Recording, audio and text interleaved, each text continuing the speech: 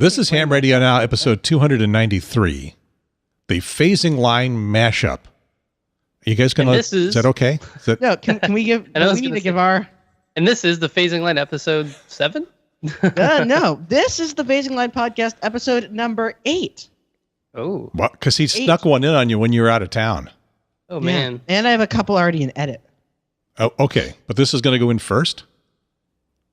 When will this go? Well, when are you going to have this edited, Gary? I'll get it on tonight. I mean, it's already live. No, so you said that about Dayton. We're on you still have stuff from a year ago. I do. Sounds like me. I've got you, actually. You got me. Yeah. We were in the stands. Yeah. And recorded something, and you the made... content is inappropriate for airing, but that's fine. It was a very cool location. It's fine. So on the video screen here are from left to right my co-host David Goldenberg, W0DHG. David, welcome to whatever this is. Yes, whatever the mashup is. And I told you at the end, I'll tell you what I think. Yeah. Whose show it should be. Which show this is. We're taking you, David. Here in the middle is the chicken with fries. Yeah, Marty, KC1CWF. Good to be here. And there on the right, for the very first time, his very first appearance on Ham Radio Now, and not his first appearance on the Phasing Line podcast. Indeed. Sterling Coffee. Hello, N0SSC. I'm glad to be here.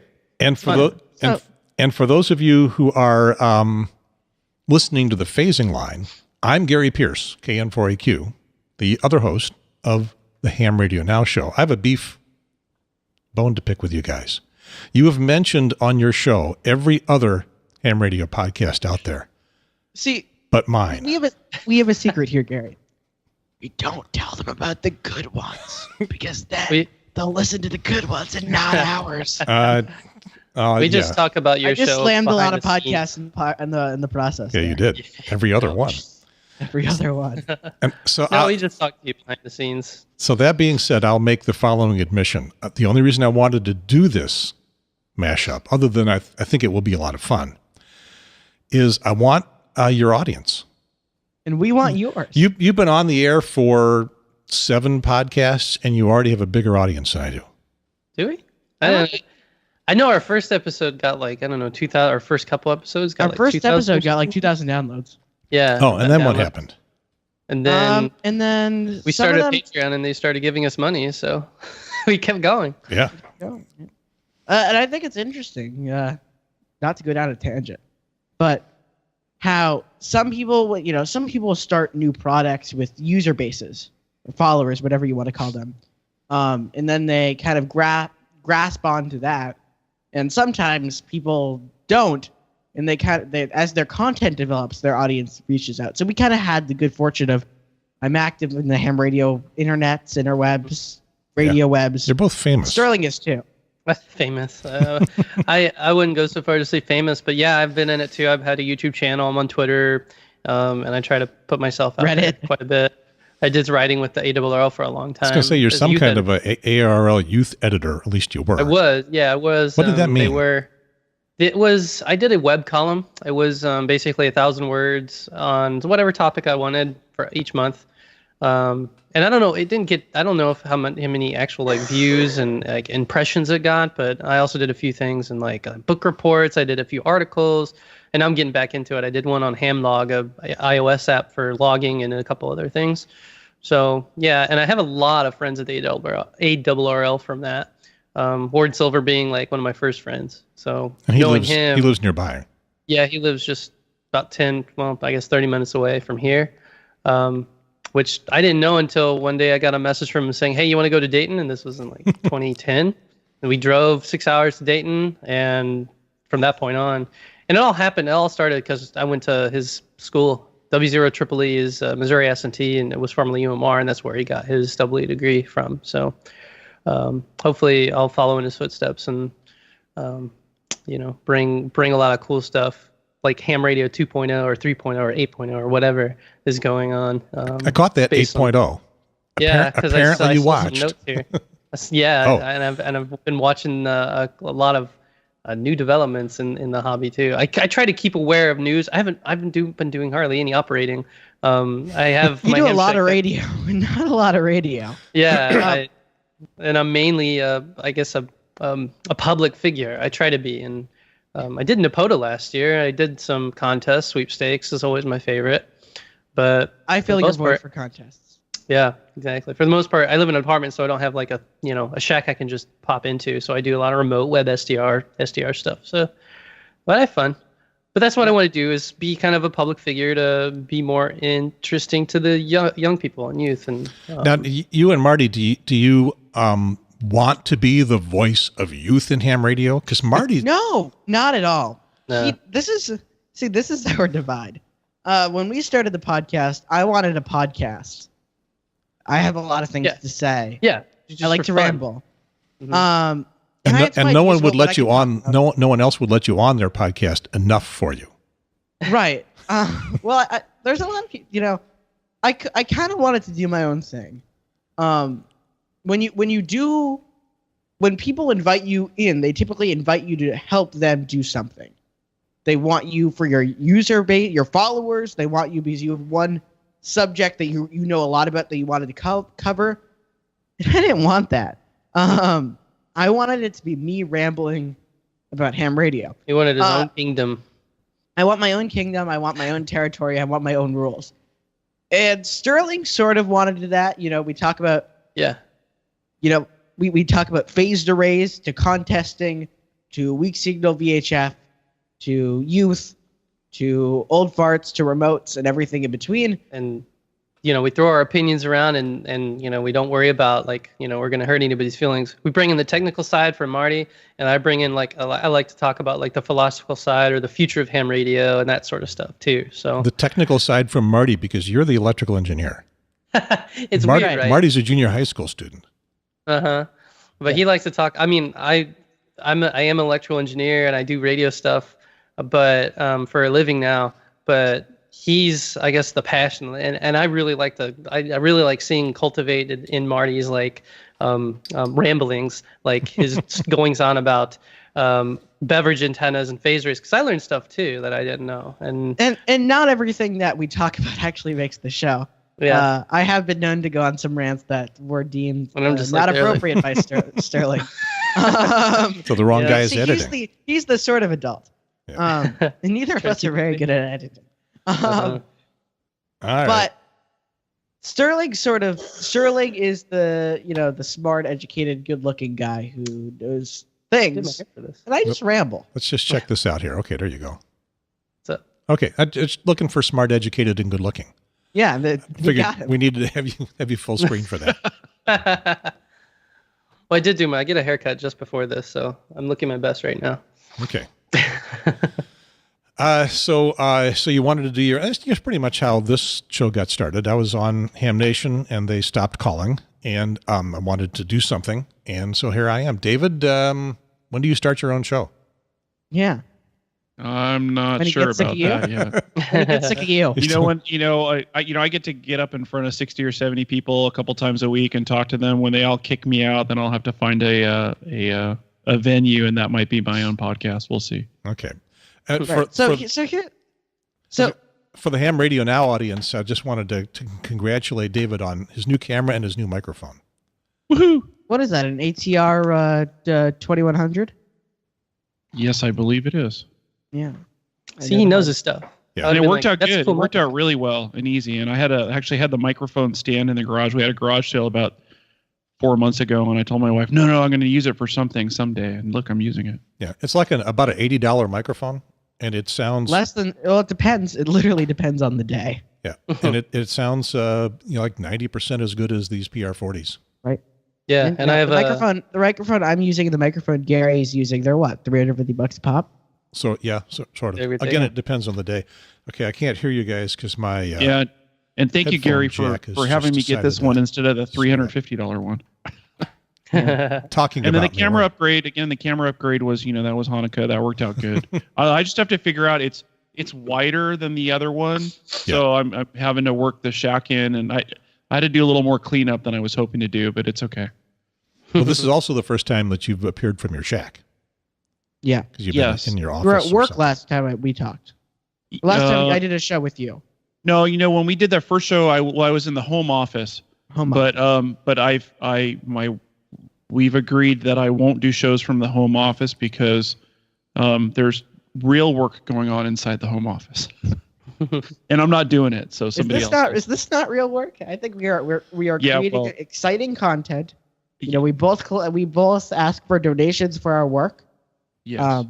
You guys much more successfully. Oh yeah, I forgot to mention Ham Radio Now is brought to you by you. Brought to you by you.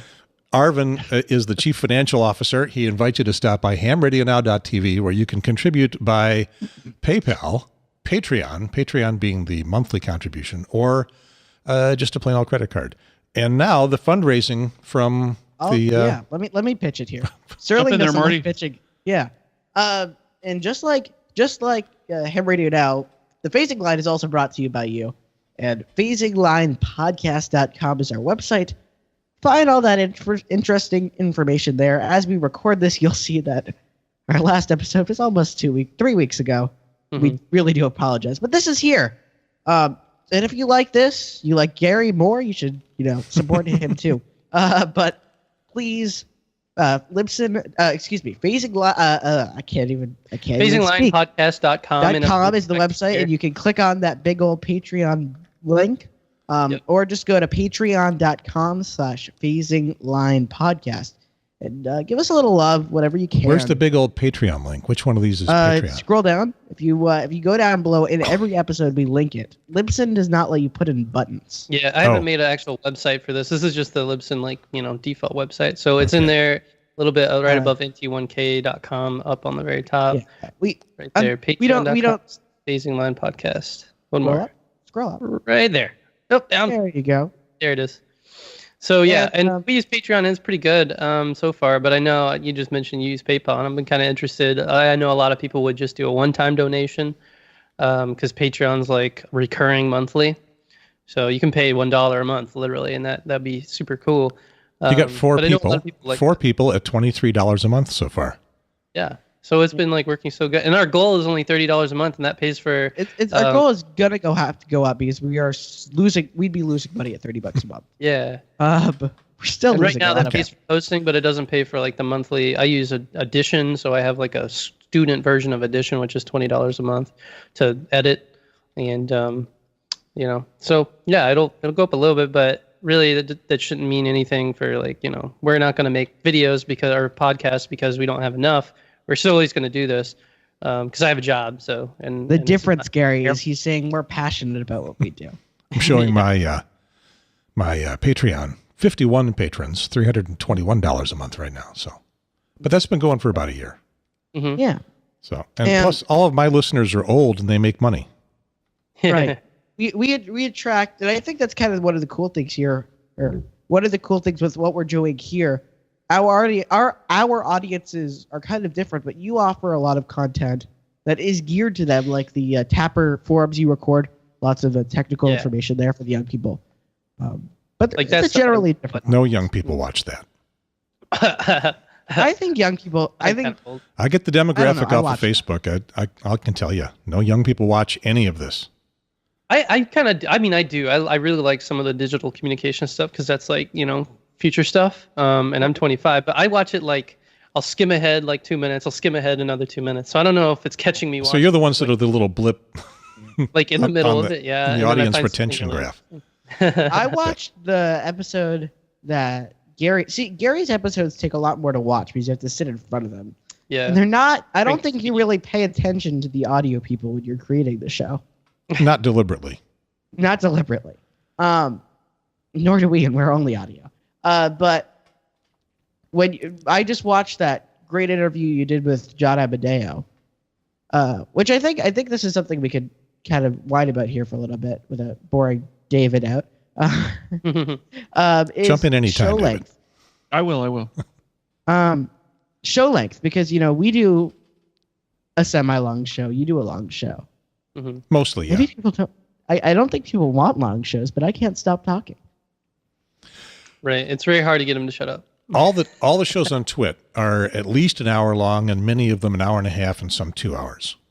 Somebody wants long shows, and they listen to those shows for sure. I know I do, mostly because I commute in a car back and forth. So Some of their hour and a half or 2 hour shows, it's not a problem at all. I mean, Twit, which is This Week in Tech, it's a very big technology podcast, is what, a 3-hour show? Yeah. Often, yeah. And the tech guy's a 3-hour show? Yep. And we watch these in our commutes, and I end up like I guess Ham Radio 360 can be, or the Workbench podcast sometimes it's like a 2-hour show. Yep. But I listen to it over a few days, and it's no problem. QSO Today. Every QSO show on TV is an hour show at least, except for the half-hour sitcoms. Yeah. And you Which binge are watch 18 them minutes. and I'm going to call all of you out there in the audience. I know what you do. You binge watch Netflix for 5 hours. Right. So You don't talk to me binge-watch about the Netflix. show being too long. Gary, binge watch Netflix. Guilty. Don't Well, talk to me I about think the things taking too long. Well, I think some of the differences, like you talked about Workbench and some of the other Twit stuff, it's mostly audio, right? You don't really have to watch it. Ham Nation's a different animal, but that's a shorter show. But like Security Now and some of the enterprise stuff that I listen to on those, and I can get in my car and have my hour and a half commute to work and listen to those. Whereas the Tapper stuff and some of the other stuff that Gary does or we do, it's somewhat more visual. Yeah. Now this show will be on yours. It's just an audio show. Yeah. And I'll put it out as audio, and I'll put it out as video, but it's fine as just audio. Because all you're looking at is our faces. Yeah. You know what the audience doesn't know? The real motivation for this is so somebody else can edit it. I won't edit. You'll just throw it together, and then just and then I'll steal the audio. out it goes. Yeah. So I want to call you guys out on something. You say you're young hams. I claim you are old hams in young bodies. Young bodies. Yeah. Because your interest in ham radio is primarily the plain old ordinary stuff. And now, to prove that I actually listened to your show, Sterling, you caught my attention a couple of episodes back when you said that to get young people into ham radio, you need all the new digital stuff. And you said that's not true. That's a myth. And I said that's not true. Okay, well, let's go to the audio tape. I agree with it. And now to the Yeah, tapes. you got proof. You got proof. Roll it, Gary. I don't have it. I don't have it. Oh, you don't. Dialed Okay. up. I should, because I didn't know I was going to get pushback.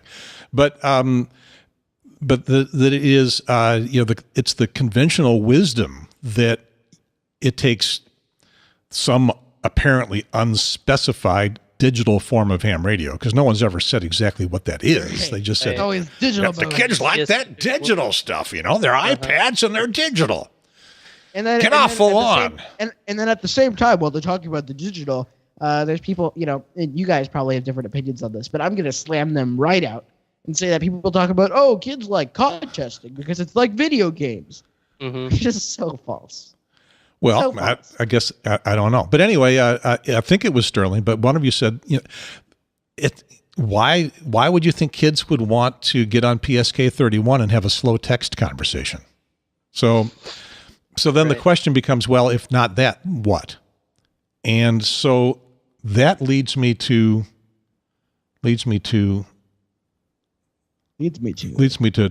dial up my dial up my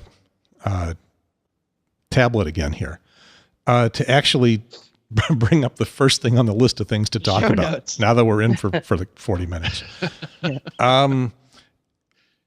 Sterling, you did point out somebody else's podcast and recommend that we all listen to it. You mentioned this over on Reddit. And it was one of Eric Guth, 4Z1UG. Z1UG. Yeah, yep. Eric is Israeli ham, and he does a podcast. American guy living. He lives in Israel. And an Israeli and somebody who lives in Israel. And he's got the podcast called QSO Today. I've got it here on my web thing here, and he's already added another episode since the one we're going to talk about here. But this is the one that we were thinking about. Yep. It's Brooke Allen. Yeah, N2BA. And it was a very interesting, unusual episode because of the things that Brooke talked about. And let me dial up. Click on the link. Yeah, click on the link at the top, I think. Oh, Yeah, I want to go to Burning Man now after listening to that. Yeah. 127. I know. I Brooke want to Allen, like bring N2BA. ham radio communication like networks QSO to Burning Today is Man. Like listener it really sponsored by inspired me. Options for being a But, QSO yeah, it was Today cool. supporter are on the right And I'm side going to of the be show honest, notes. I did not have a chance to listen to this interview. Are you guys hearing this? For more information, I don't please think so. visit the Nope. QSO Today website at hearing it now? There we go. www.qsotoday.com and click on the support menu at the top of the page. He's doing his fundraising. So let me just go move in randomly here. It's a wonderful house and nice property. I'm going to move in randomly It's more. cool. So I said, yeah, how about YN2SEX? And he says, that's great. Let's do that. And it turns out YN2SEX was already taken. So this is where Eric started to get really uncomfortable. I said, okay. Yeah, it was like this needs to be a family show. I'm going to but- make a special event station commemorating the 1 billion, Close your ears, 200 millionth anniversary of the invention of sex, right? Turns out the universe is like 14 billion years old. Yeah. Anyway, this is Do we have to bleep that out on the air? no, not me. We're recommending that you all go listen to this if you haven't already. Go over to Eric's website, QSOtoday.com, and look for episode 127. It's speaking of long episodes. It's almost as long as my interview with John Amadeo. It's like over 2 hours, about 2 hours. But long. that's very unusual for his shows. Usually his shows are about an hour. Yeah, Well, but know, it's just it's however long it takes him to read the script. yeah, and it was super fascinating. Like, I mean, they had a lot to talk about, and they have even more to talk about. I know Brooke Allen. He writes on he has a website, brookeallen.com. He used to be a stock trader at Wall Street, and then became like this really, I guess, self-renowned writer for ham radio, who brings a lot of new what's the word I just said it earlier, new ideas basically. Yeah, new to perspective. ham radio. Yeah, new perspective, new everything. And This is so like A he's strange created perspective. he's created some weird things people would think. Hamwidows.com, or this one here on the screen, is basically what happens when all of the men who are playing ham radio are left alone forever. So he's created this kind of phony thing, hamwidows.com. And it's taking something like ridiculous, right? But it's actually bringing like a lot of perspective into the like humor side of ham radio. He started Is he involved with ham hijinks? No, I don't think so. But he should be. And It's another one of those satirical websites. Yeah. Dude, I love how he's got a picture of a Yagi in every single one of these photos. Not this one. Not that Well, one. take a closer look there. Whatever you want that to mean. And then he's also made a Nicaraguan special event on the on the celebration on the invention of sex, and of course he had tons of hate mail and a ton of like people who are like, oh, you're making ham radio terrible. This is you're doing it wrong, and it really wasn't. Like, it was really funny, it was really humorous, and it was really successful, but it also brought out all the curmudgeons that give us an idea of people who like are not necessarily.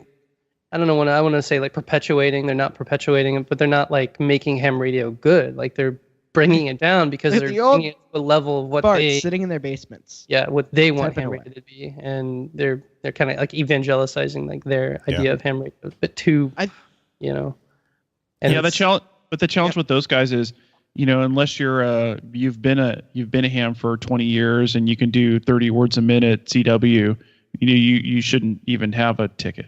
Right. Yeah. Well, I want to talk about two things, and the first one is a connection to that, and the second one is a completely different subject. The first one of that is I think we're going to see a lot of things. What is it? Whiskey 3T W3 Tango is an upcoming special event for Trump's inauguration. Oh boy. They're going to get so much hate mail, They should do that. Yeah. I mean, whether it's Trump or anybody else, that's one of those. It's the office. It's the office. Respect the office. But there's although gonna be that's people getting to be a harder and harder thing, and not just Trump. It's every. Right, we're not getting political. Yeah, every successive year, things get more and more polarized, and so it gets harder to respect the office because you can't respect. You think The person sitting in the office. yeah, from whichever side. Obama Right. got absolutely no respect from a large segment of the population. Trump gets And no respect. nor from do a I think large Trump segment. will either. Yeah. But I kind of wanted to say, so a lot of people talk, this is kind of the answering the question before people ask the question, which is, every time I talk on somebody else's show or somebody talks on my show, they have one question. How do we get more youth into ham radio? And if I got a dime for every time I answered that question, I would not be podcasting anymore. Do you have an answer? But I'd be running DX in the Caribbean. So I don't really have an answer because every answer I've heard seems stupid, just incorrect, or I don't think there's a magic solution. I do have some ideas. Well, Brooke said something that you have said in a different way, Sterling, which is you don't get young people into ham radio. You get ham radio into young people. Yeah.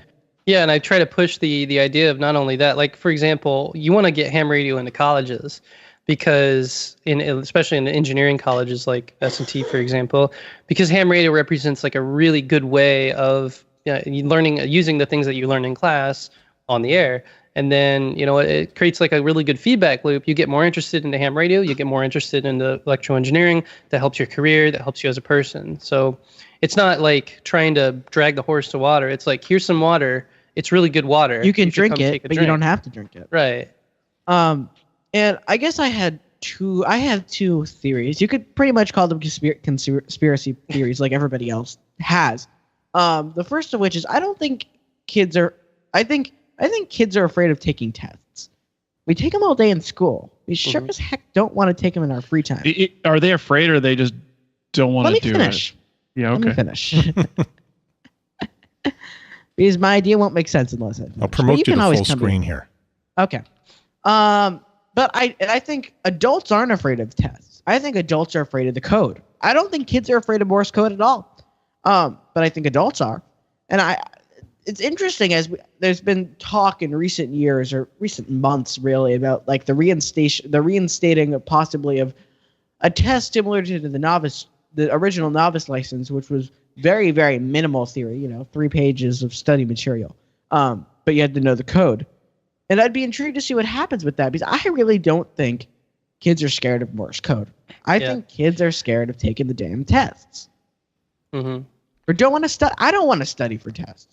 Yeah, I mean, when we did it, and like Gary said earlier, we're old hams and young bodies. Like I was really impassioned to take this test because it looked like something super fun, and it's exactly what I was like, inspired to do. But like any old kid off the street is gonna like, wait, did you take a test for this? Like, and there could be something really cool in ham radio that they want to do, but they're limited by the test. And I mean, it's hard to say we can't just get rid of the test because then you bring in a whole ton of more problems.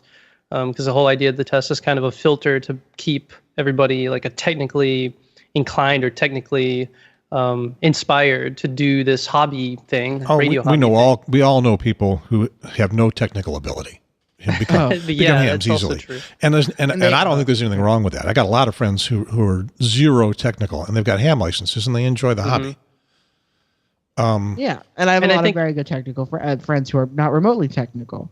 Yeah. Have ham radio. And I think that's, I guess, one of the original ideas of the licensing. So maybe my like argument's a little bit bunk on that.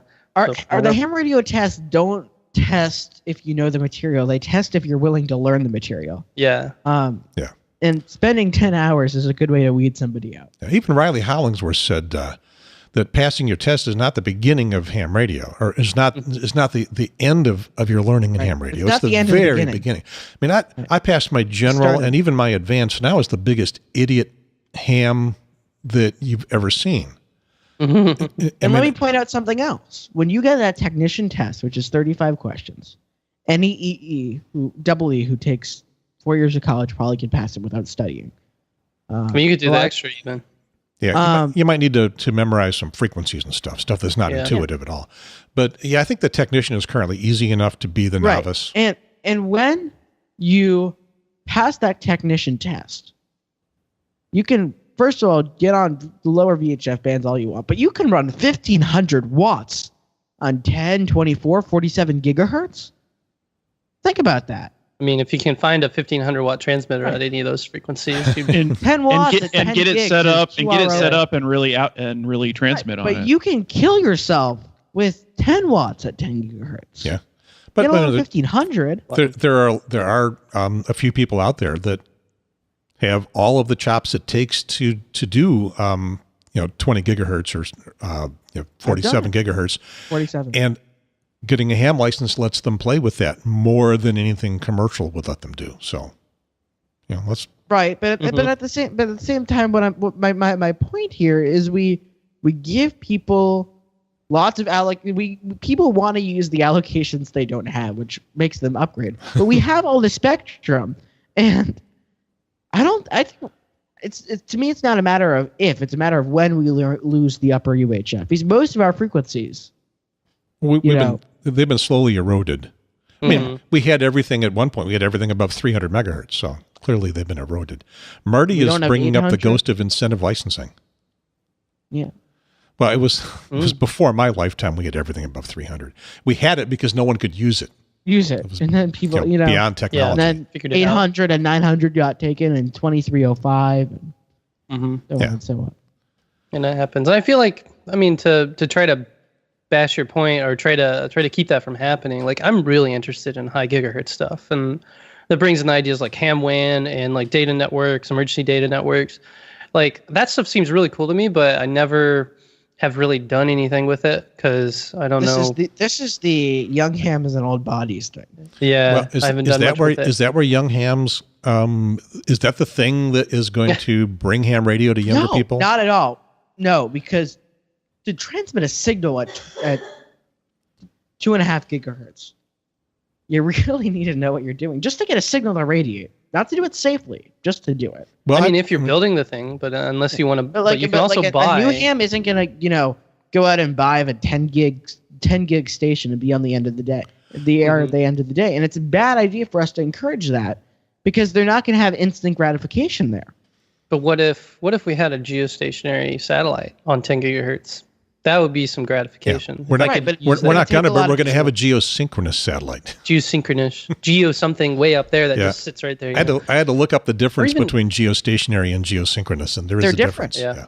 I mean, geostationary is geosynchronous, but not vice versa. Not vice versa. They're not. It's not recursive. But they're not mutually exclusive. It doesn't even have to be a geosynchronous. It could be any other, lower Earth where you actually have to track it, as it goes along. But still, that's a lot of fun. I think the satellites though is definitely a new ham. A lot of new hams take to that. Yeah. But when that satellite that Bob McGuire was talking about at the Tapper conference is up and running, we will see off the shelf equipment for it, and it won't be expensive.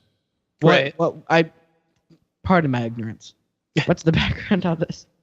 Bob McGuire, in for HY, a super genius ham, head of some advanced technology stuff at Virginia Tech, and does a lot of work with NASA. And they're heard of HamSci. He's they're building. They're in the process of building a geosynchronous satellite transponder. They're not building the satellite. It's going to ride on somebody else. There's no way a ham is going to launch a geosynchronous satellite. Geosynchronous satellite. It's like $1 billion task. Yeah. So a satellite is going up. Billion, not million. Yeah. Satellite is going up probably next year for geosynchronous orbit. And the reason not geostationary, it's not a communication satellite. It's primarily weather satellite. Mm-hmm. So it's got to move up and down and see different oceans and stuff. But it will always be in view of the Americas above our heads. 24 hours a day. And as he described it, and it looks like this is getting pretty well locked in because they're getting a lot of the hardware done. 1,000 channels, 10 kilohertz wide, all digital. And channels can be bonded. Well, 5 gigahertz up, I think, and 10 gigahertz down. It's a lot of channels. Yeah. See, I was kind of worried, like, what's going to happen when, the public, I guess, general public gets a wind of this. And they start pirating, like using it as their own FRS, like CB radio. Well, but I wonder. The only way to get hams to do things they don't want to is make them do it. Yeah. Well, yeah. In his talk, he briefly addressed the concept of authentication. There've been a lot of talks at Tapper about authentication for things. And I imagine like something like because with D-Star you have to basically log in and register yourself before you can get on the network, get on the gateway. So I can see something like that. And it's even more prevalent with DMR where you have to get a number and people can block you. And that's been a big political mishmash in ham radio. People are getting kicked out basically. Squirrel. Yeah. Sorry, Marty, you just saw a squirrel. Did I? So, What? Marty's too I get young. the joke. When you see a squirrel, it's like suddenly the conversation goes off the rails and heads off to a different track. So we were talking about a satellite for a moment. I think What did I start talking about? No, we started with getting youth involved in amateur radio. And then we talked about satellites. And But I'm then we thinking, talked about if this geosynchronous modes. satellite is up there and the hardware is a couple of $100 to get on Can I it, finish my dang thought? would old hams who want to work DX on 20 meters are never going to get on that satellite. Right. But Well, unless we a take 20 meters 22-year-old, you offer a 22-year-old the option, the opportunity to operate through a satellite that's on the air 24 hours a day. And all he's got to do is get this hardware and a ham license. And what is he going to do through it? Is he going to rag chew through it? Well, he could, but all kinds of other things that I can't even think of right now. But you guys probably can start thinking of things to do with a digital, I can start something that's going to thinking- handle a bunch of different digital modes. But I don't know. I think it's important that they do a lot of modes because as soon as you try one, you're going to get sick of it. Sterling. I mean, I don't know about that because I kind of agree with Gary in some part of the idea. It is really, really cool, but a lot of people are going to ask, like, well, I can just do Skype. Like what we're doing right now, I can't do this over the satellite. But you got to listen to that episode with Brooke Allen on QSO Today because he brought it. He really succinctly, basically, he inspired me. He persuaded me why ham radio is cool. In his words, it's freaking magic, but a different word was used. But basically, the idea you must that have made 471 UG very uncomfortable. well, at the end, like it ended up being way better than he thought. So he kept all of that, I guess racy talk. Some people would consider it very sketchy, but he kept it because it was actually really important. Yeah. To hear and understand. Racy talk in 1946. Not today. This is, as I like to keep reminding people out there in the audience, this is 2016. No, this is 2017. 2017. Yep. This is Gary doesn't know 2017. what year is it? This was recorded in 2016. No, it wasn't. 2017. Yes, it was. That's how long it takes Gary to It's edit things. January 14th, Oh, 2017. don't give away the secret. Man, I'm so old. We're on Facebook Live. People are watching. Yeah, a few people. That's cool. Yeah, What do you do on there's Facebook Live? 13 of them out there. 13. That's Do going we to double. see- That's half the audience that the whole recorded thing is going to get. Say, okay, the be a NT1K says, say babu, baby-oo. Say what? Baby-oo? I have no idea what you're talking about. Yeah, I missed it. He says, say baby-oo on the comments on the video, the live stream. Somebody just disappeared when I said Why would we want to do that? Yeah. Because it's what our viewers want. And Oh, I don't care. And targeting- Gary's never really been into the whole what the viewers Doesn't care want. about It's the the Yeah. show. yeah, it's what Gary But I wants. want to, I really, want to go circle back to the whole, ham radio and youth because I think that is an important thing, and I know Gary's been working towards that. I know it sounds like Marty, maybe you're not so interested in that. No. He doesn't Being want to be maybe- the voice of youth, but No, I get it, and I want to be respected not because I'm a kid, but because I'm smart. I'm a smart. That's my. but I'm so smart. so let me Maybe ask you, I'm not Marty, smart yet. what's if you could tell me what the vision, who's your audience, who is it? Of the phasing line or of me? We'll start with the phasing line because that's what's out there right now. I mean, when Sterling and I talk, we preach. Or we don't preach. I'll say preach. We I could preach. convey information to people. Typically, our target audience is medium age to older people who have some technical experience, but not a ton. The 4 to 6 year vets of radio who are just getting into HF or getting involved in HF, Mhm. who kind of People want to who hear can something a little barely bit off the follow wall. along. Yeah. what's medium And- age to you? 20? Median age of 15? ham radio or No, medium? for you and your audience. 37, 52, 64. Okay. So the age I think you guys we are don't in your think heads. age is very important. Okay. It's the somewhat technical content. So it's basically what he's saying is it's more like some veteran hams who've got their general class or tech class and have been in ham radio for a while. Is what I think he's trying to say. And I also like so that's kind of Marty's side of things. And if I'm answering a question, I'm basically talking to myself. But also I'm trying to, because every time Marty comes up with something technical, I always ask, and I know the answer to the question, I always ask like, wait, what is a bazooka? Why do they call it that? Or why do they call it a beverage antenna? Or what is it? I talk like I think. I don't think very clearly. And so I catch him on it, and I guess I to lack of a better term, dumb it down so that everybody can understand it and also be really interested in it. Like, oh, that's cool. But I really like to push to the youth demographic, but not say like, this is a podcast for young people, young kids all over the place. That's a kiss of death. Yeah. And like Marty's going to say like every time oh, you're young, you're such a kiddo. And that's like, based on analytics that old people like hearing about young people talk about ideas about young people. Mm-hmm. But I'm kind of sick of it. But that's what they want to hear. And so that's also one of our demographics. Right. It's like answering the question, how do you get youth into ham radio? Right. So your show isn't specifically doing that because your audience isn't young. Your audience is older than you guys are. Right, but we don't want to tell people, we don't need to tell young people how to get youth in ham radio if they're already in ham radio. Mm-hmm. We're kind of showing it. We're not saying like you're going to get youth into ham radio like this. We're saying here's two young people. When you're in journalist or in J school or when you're in elementary school, if you're a kid and you start learning with journalism, they always say show, don't tell. Mm-hmm. So we're kind of showing our lives. Think of it as an open diary of my day-to-day life in ham radio. Mm-hmm. Yeah, there's a phrase that's used in another aspect of my life. It's called attraction, not promotion. Mm-hmm. So yes, I can do that. Yeah. So Brooke was suggesting some changes for contests to attract young people into things. I have some very strong opinions. Gamification of contesting. Yeah. Gamification. And this is where my old fart side takes over. Yeah, I mean, it sounds like first of all you were saying that contesting is not what you think is the way to.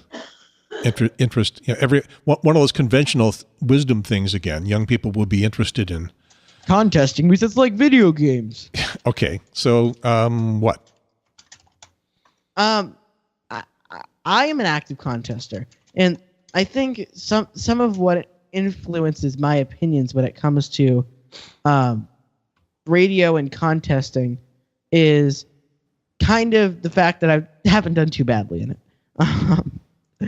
I've finished top 10 in some big contests, and I'm not bad at it. So I don't really care for handicaps or whatever.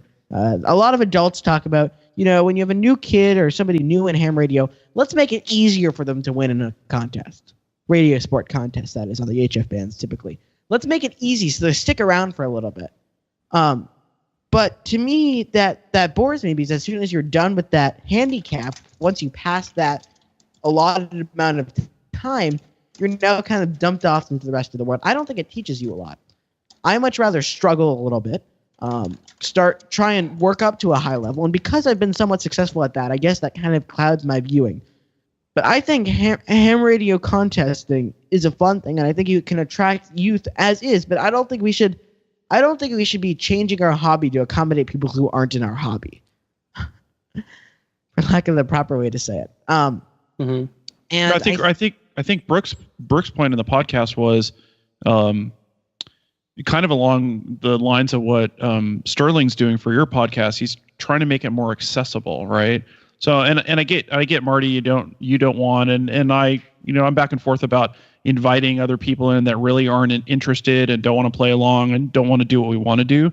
But on the other hand, like opening up so it is more accessible to people who How does don't he want to quite make get it more accessible though? Well, the whole gamification. So one of the things he said in the podcast, and you didn't listen to it, so shame on me. We're at a disadvantage because you can't talk from the same frame of reference. But so one of the things he talked about was along with the signal report, maybe you'd want to throw in how you're feeling right now, right? And so that would bring in more YLs in his mind, right? And I'm not sure it will or it won't. That sounds like outright sexism to me. Well, he's trying to add something to it that he thinks, and I'm not sure it's right or wrong or it'll work or it won't work. Yeah. But to get other people involved, to get them interested in wanting to get in there and share, other than, you're 5'9" into Los Angeles. Okay, well, that's great. But for you and for me, and I'm interested in getting you in the log, that's great. But sharing ideas and talking and connecting people is kind of where he was going with all this. Right. And for a lot of people, they're not just interested in getting you in the log. They want to make that contact, make that connection. Right. And I think it's more, or to me, the way I look at that is, let's separate those things. I like contesting because of that fast-paced, how fast can I get you in the log, 5'9", thanks, QRZ. And some people don't like that. And I think we should kind of respect both parts. You know, there's more casual contests and there's more serious contests. Right now, as we record this, there's the NAQP CW contest, 12-hour contest, Saturday day in North America. And it sort of gets at that. What's your name? What's your state? Thanks. Yeah, and that's what I was thinking of, like, because the kids puts it on a more personal level, like with the exchange in the NAQP is your name. And sometimes people make up funny names like Rumpelstiltskin, because then you have to write down in the log Rumpelstiltskin. But then you also see guys who are in the like faster contesting who just call themselves Ed, Joe, Jim. I use Jim a lot. Yeah, and I use Joe because they want to be faster paced and get through it really quick. So you have to like, consider like both sides of the things, both sides of the all sides, all facets of people's interests. And because like Marty's really into fast pace, and I like connecting to people more. And like if I hear somebody who I know on a contest, I'll look up on my QRZ in, maybe send them a little message. But he definitely brings attention to the whole idea that we need to start looking at different, maybe small minor changes, maybe not even changes, maybe a gentleman's agreement or something like that to like modify, and not just like every contest. Why should we be modifying if we can add? Well, I think that's his point. It wasn't to take away the ones we got, is to add to them. I kind of wonder how you avoid the 5'9"ification of anything you do, like how your feelings. It'd be like 5'9", I feel fine. Thank you. Bye. Like, I'm sure that'll happen, but that's just like, I guess one thought. It could. Brooke's concern was, as I think all of us are concerned, is over time we could lose a spectrum if we don't bring more people in. And so I think what he was looking really to do was like, how do you reach more people other than the 700,000 of us that, got at least a tech ticket in the United States? He's trying to figure out a way to say, hey, maybe we could get a couple thousand or 100,000 or whatever number of people into the program if there was some more connection to it. Yeah. And one of his bigger points was trying to do speed dating through ham radio. And it wasn't just a 5'9", I feel good. It was like basically getting a bunch of like YLs and men and women on the air to meet each other, and try to have a dating aspect. So that would be really cool to have a dating contest where you can try to make contact with members of. Here's how to get more women. I think we have an important interruption here. Here's how to get more women into ham radio. Cats. Yeah. Which cat do we have here? This is the Peanut. That the new one? Yeah, and this is the first time she's come up and actually said, Daddy, pay attention to the Peanut. There I am. Peanut. Oh. Parrot cat. Your cat's really like sitting up on your shoulder there. There's a lot of mouse in that one. Behind you. Yeah, they do. Yeah. Mine like walking up on the walls. I don't know where mine are right now. But I got Abby and Charlie who like to make guest appearances occasionally. Yeah. So one of the questions that Brooke asked and that Eric did not have a ready answer to, and I think most hams won't have one, is why must ham radio go on? Why do we need to keep it going? Why not just turn it off when the last guy leaves, turn off the lights, turn off the spectrum, and give it over to whoever wants it? Yeah. I think there's Dave. I'd really like to hear David's answer on this one because I know he comes from a background of Emcomm and preparedness. So if I put my Emcomm hat on and we turn this into a Emcomm extra show, we need to have amateur radio for when the stuff hits the fan. We can have communications. Los Angeles, the Southern California, we have earthquakes. I know where Gary is. You guys have hurricanes, tornadoes. Yeah, exactly. So in the event when something happens, I'm big on community service and want to be able to provide that community service to help out when it's needed. And there is a large number of the hams out there. I know especially the ones that go through the training programs that we do, every quarter here. In fact, there'll be a class tomorrow where hopefully by the end of the day there'll be another 30, 35 technician class, hams. Primarily, people are doing it to do community service in Emcomm and either work with CERT or whatever group it is, Aries, and so on and so forth. We need it for that. I think there's probably value in this kind of contesting that you do, Marty, as well. The DXing, reaching across borders and cutting the lines of, you may be in another country, but you have similar interests and can reach out and talk to each other. And hopefully you're doing more than telling them they're 5'9" into wherever you happen to be and then moving on to the next guy. That you make that connection and the communication. Does that One happen? of the thing, I mean, when I'm running a 300 hour, I do not care about you. I want you to be concise. I want you to be quick, and I want you to give me your exchange so you can get the heck out of my way and I can work some other guys. Sterling, he's in flow and he doesn't know it. He's in flow and he doesn't. Yeah. Exactly. He doesn't want to get his flow in. Yeah, that's one of the things that Brooke said that I had not. I'm aware of the concept of flow or being in the zone, but he said when your abilities precisely match the task at hand, and you go into that state of flow. And I thought never considered it that way. Although there's no guarantee that you will. Professional athletes, of course, when everything is clicking, they're in the zone, but there's no guarantee that just. And sometimes they just have an off day. And I think there's always tricks to the trade. Like, especially in contesting, I do most contests. I do SO2R, which is single op 2 radios. A radio in one ear and a radio in the other. And there's a lot of technique there, and I sure as heck haven't figured it out. But that always keeps me in the chair. What antennas can I use? What band should I be on at a time?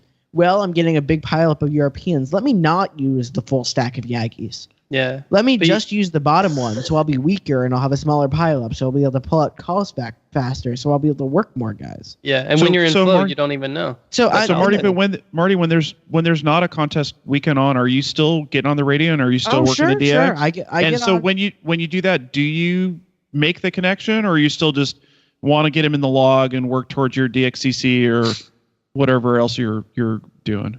I'm not in it for the awards at this point. I kind of have them all. He's 14 years old. That's awesome.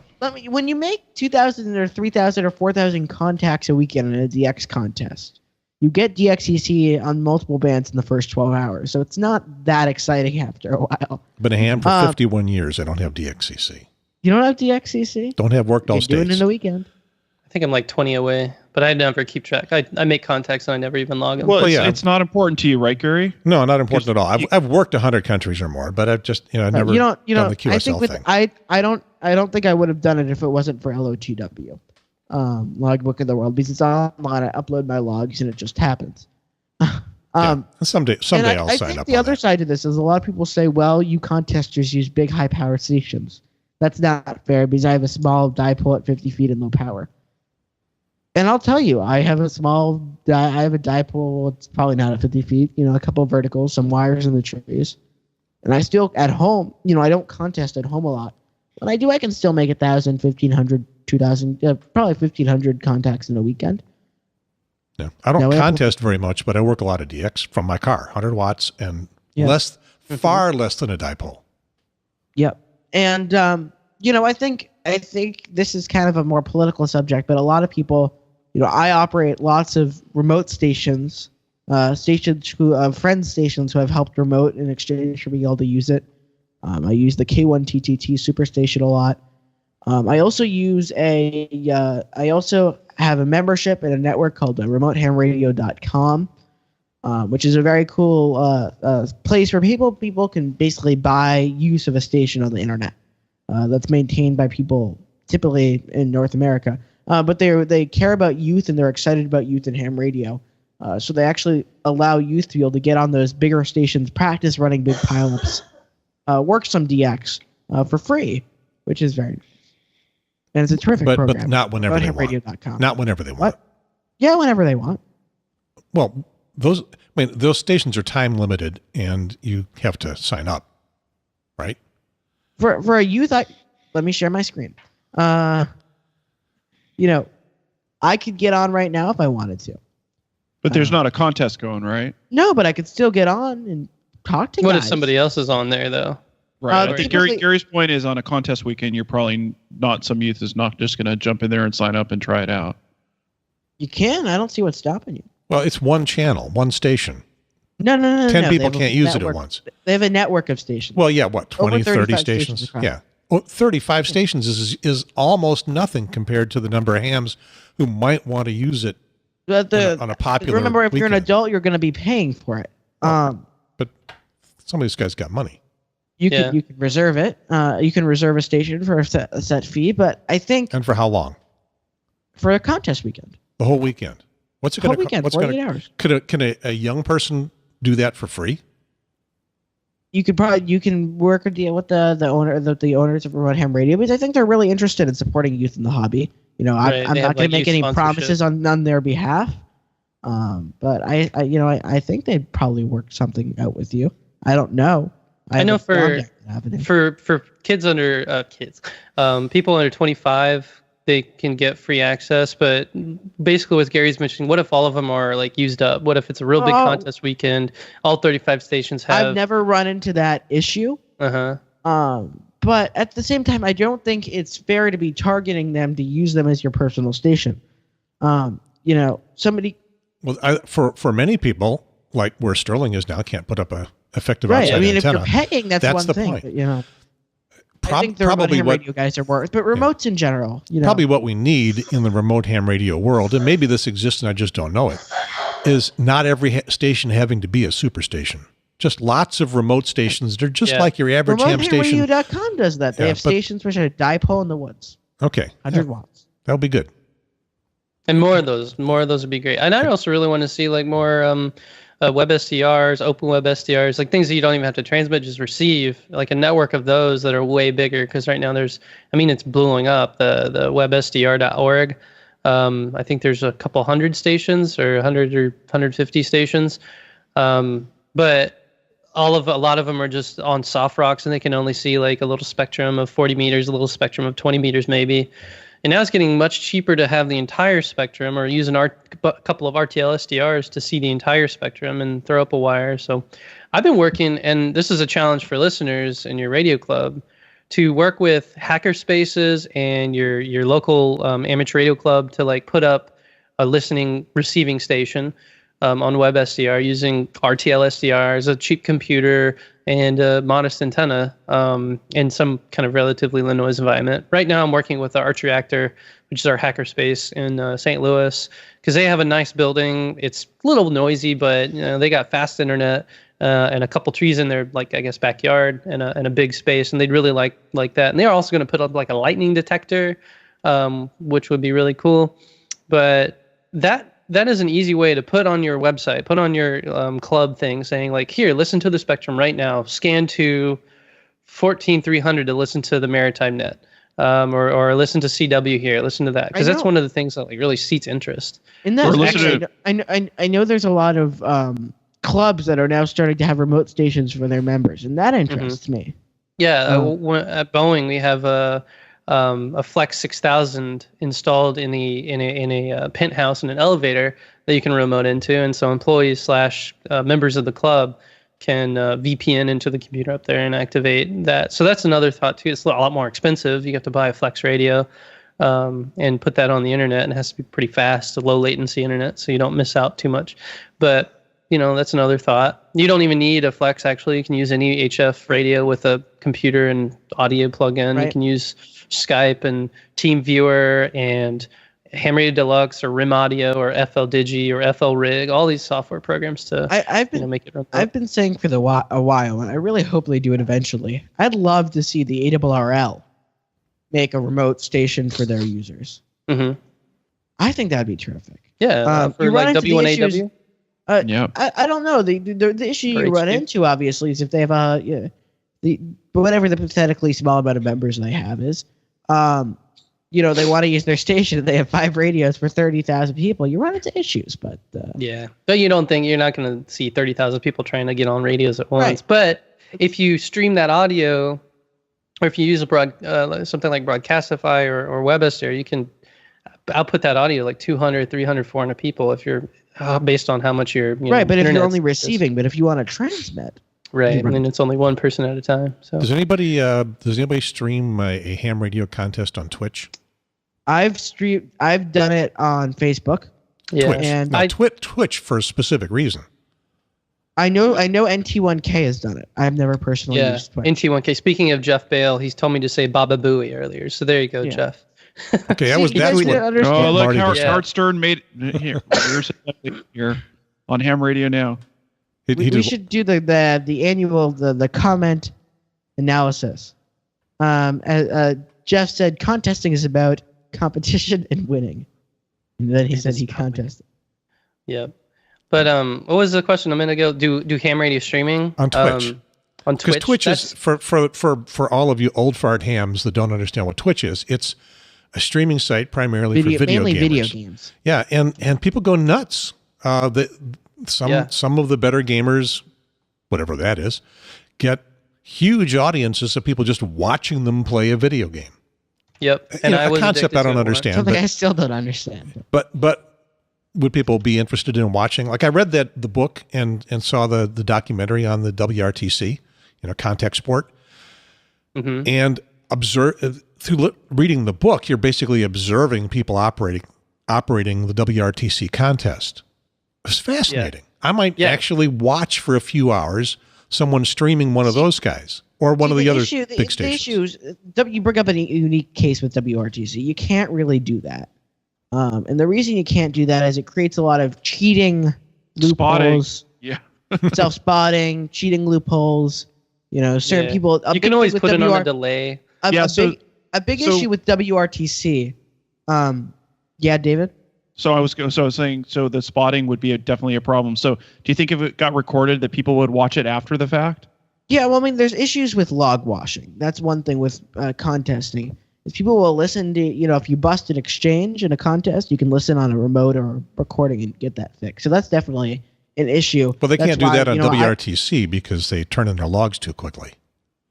For WRTC stations, but for other stations. The other thing about WRTC is a big part of it is people don't know what the operator behind each call sign is. That's why, for example, for WRTC, you don't get your call sign until 15 minutes before that contest. And the reason they give you 15 minutes is so you can program the voice keyer and the CW sending from the computer. But that's it. You're not allowed. One of the rules is actually you can't, if you sign your call sign on the air, your home call sign, not your WRTC call sign, you have to QSY because you don't want your buddies. We don't want people to be chasing around their buddies and working only them and not the rest of the WRTC station. And there might be a better way to do it. Go ahead, Gary. Perfect opportunity to be a total curmudgeon because I think what most people don't know in the rules is that if you're operating a special event call sign, you have to give your own call sign every half hour. Something like that. Every half hour? I've never heard that one. It's not every 10 minutes. It's a lot less than the standard, but once in a while you've got to give. Maybe it's once every hour. It's definitely a thing. I know I've seen that. But, we could look it up, but I'm not going to. Gary doesn't have the page up. Gary doesn't have the page up. So speaking of page, I sent a thing to the Skype chat, but I wrote a little bit about this on my blog n0ssc.com because I noticed that WT2P, I think his name is CJ, he started streaming on YouTube, which isn't Twitch, but basically more or less live streaming his contests, and I was not I harkened back to my days where I watched Call of Duty and DayZ and Dota, League of Legends on Twitch. I never played these games. I just literally would sit there and watch and comment and with huge other groups of people doing the same thing and becoming part of a community that supports the gamer and financially or just chatting wise. And you get perks out of it. And I could really see a lot of that in contesting as well. WRTC might not be the easiest because of the rules involved, but you could Worldwide? probably stream the cqcontest.net, or I think it's basically that's actually had some controversy. Yeah, keep going. I don't want to cut you off. Yeah, no, I cut everybody off. I'm sorry. Yeah, everybody that's knows the story of the PhasingRadioHamLineNow podcast. I have to, and I've got a point to make about that in a minute if I remember. So go ahead. Okay. But cqcontest. I'm going to say .net org or whatever. It's a .net. It's a live score publishing thing. So basically, you can see all of the people who are posting their score on the internet live, and so you can always see like who's winning, who's right behind, and it's live, so it'll update and it might switch over, and that way you can track how well you're doing compared to everybody else, and that's a bit of it's called social facilitation. So if you go out running by yourself, you might run a mile and be like tired and stop running. But if you have a friend, you might run 2, 3, 4 miles because your friend doesn't want to stop running, but you don't want to stop running. You don't want to start running to see your friend. So then you like, try to chase each other until you just fall over. And so that's kind of like what I kind of see. Both it benefits the contester, but it also gives a non-contester like a little window into what's going on, and it's really kind of interesting, like, because you might have some people who you like, who your friends, who you want to follow and cheer on, and then that just kind of blossoms all into live streaming as well. Twitch. If a contest has rules that make it difficult to stream it because it's going to the self-spotting thing or whatever, should we change those rules? No. But I think we can work around them. I think one of the common things is, you don't show your frequency on a live stream. I try and avoid that when possible. The other thing about CQcontest.net, when it was originally developed, you had to send what band a QSO was made on. What would happen, if a lot of these things are things you only think about as a high-level contester, is, I could be watching K5ZD is his QSO totals on 10 meters are shooting up. Damn, maybe there's an opening on 10 meters I better go look at. And things like that. So we want to be able to showcase it to the public, but contesters, we want to be careful not to turn these things into tools for other contesters, because it's very easy to do that. But that actually might be a good thing. I mean, so what you're talking about, 10 meter or like a 10 meter opening, if you're assisted, you already know that. You're already getting like a ton of stuff coming out on the telnet that people are making. But if you're not assisted, then you shouldn't know that. And then you shouldn't live stream or post your score. So I think no. You're allowed to look at an online scoreboard if you're unassisted. What does assisted mean? Like, if you're allowed to look at an online scoreboard, we're talking about what is in the confines of the rules. Assisted as I have the actual definition that is assisted. When we talk about assisted, we're really talking about, how you get the information about what queue you're making. As CQ says in the CQ Worldwide contest, kind of the biggest contest of the year, single operator assisted. Entrants in this category may use QSO Finding Assistance, CVII2. And when we look at V3.2, we see that it says QSO Finding Assistance, the use of any technology or other source that provides call sign or multiplier identification to the operator. This includes, but is not limited to, the use of a CW decoder, which we think of as being a way to read what is being sent if you don't know the code. A skimmer, which can decode lots of CW signals at once. A cluster, which skimmers can send to on the internet or telnet. A DX spotting website like DX Summit. Local or remote call sign and frequency decoding technology, like having receivers around the world, etc. You're not allowed to have receivers around the world, etc. I'm this close to calling boring. And well, to me, it's very interesting. These people are consistently finding loopholes in this. You'd think it's really cut and dry. Well, they put etc. there, but I think if you're running non-assisted, you should just not. You should. I mean, it's the honor code. I'm sure tons of people listen to or watch the telnet. They cheat and they watch the telnet when they say they're unassisted, and people will do that. It's very hard to track. But live streaming might fix that too. It's very hard to track people who are merely looking at the cluster, watching, to see when bands open. It's extremely trivially easy to correlate people who are claiming unassisted but operating assisted, because you could follow their radios as they work guys up and down the band map on a given band, and at the same time you can also correlate if they're claiming assisted, if they're claiming unassisted but operating assisted, one of the interesting trends we see is self-spotting. People are self-spotting, which is illegal in contests. And similarly, we see a lot of people in contests when they're claiming unassisted, but really operating assisted. They'll try a lot of tactics like not logging contacts immediately, so they fit with band change rules. That's another thing we see in contesting. There's a lot of cheating ways to cheat in contests. In CW contests, a lot of people who are claiming they're single operators will have a different guy operating at night. Why do hams cheat in contests? Because radio sport contesting is an ego thing. Who has the biggest station? Who has the biggest score? Who won? Well, but if you cheat and you won, you get no ego satisfaction because you won by cheating. But unless the contest is who could cheat the hardest. Except there's people out there, Gary, that contesting in Europe is. Yeah. David. That's like, somebody, a European once said, the issue with you North Americans is you guys aren't flexible. Yeah, and Gary, the point is, it's not that you won by winning; it's that you won and your name's on the list, whether you got there fairly or not.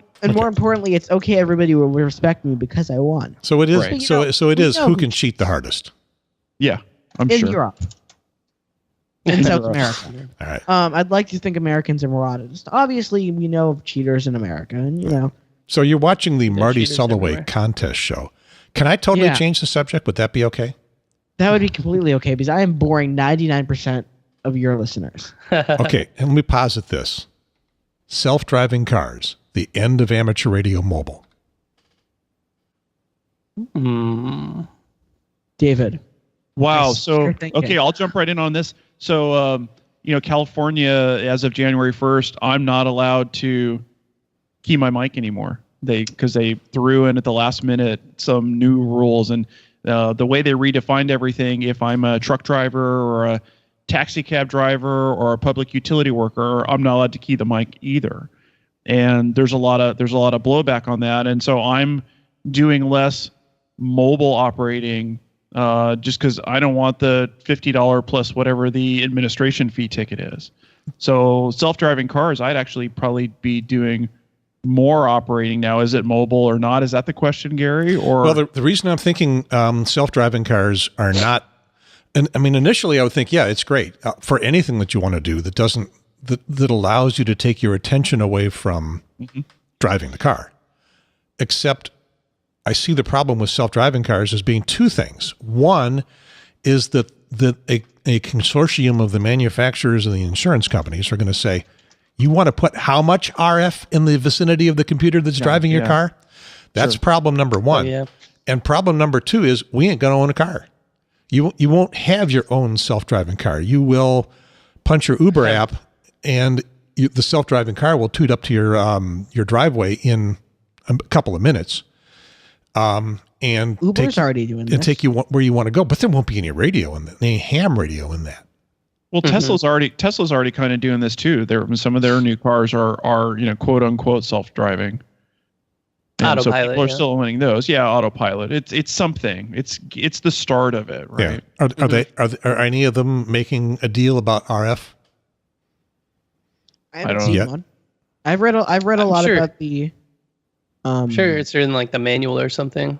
Once they watch this show, they right. I just screwed it for all of us. Obviously, there's Tesla, who's or whatever companies are going to be making self-driving cars in the next 10 years, have people dedicated to watching ham radio content by men drinking soda from Subway cups. Yeah. Yep. But I don't know. Like I know a few hams with Teslas, but I know they don't put antennas on it because they don't want to, ruin the value of their car or whatever. When you're paying $150,000 for a car, you're sure as hell not going to put a hole in the roof. So now there's going to be this fleet of self-driving cars out there that, again, you want to get to work and you punch a button and it comes and gets you. And the reason why that's all going to exist is it's going to be far more economical for any individual to not own a car and just to have one come get you when you want to go someplace. Specialty cars will appear. Mm-hmm. All kinds of specialty cars. You want a party car? That's basically a living room with, rocking car for, to take your folks out to the club. Do you want a business car? Do you want How about a ham radio car? Well, that's where I was going. Now, are we big enough? Are we big enough? And how big are all of your families, right? There's 7 people that live in my house. Yeah. So, I need that big car. Even if I leave my parents, at home, right? Then there's, my wife and my 3 kids. So yeah. You're right. There will be a definite, do you pick this? Do you pick that? Right. And I think right now, I sure as heck know I'm not going to be getting, or my family won't be getting an electric car in the next couple of years because it's not economical. You're still losing money.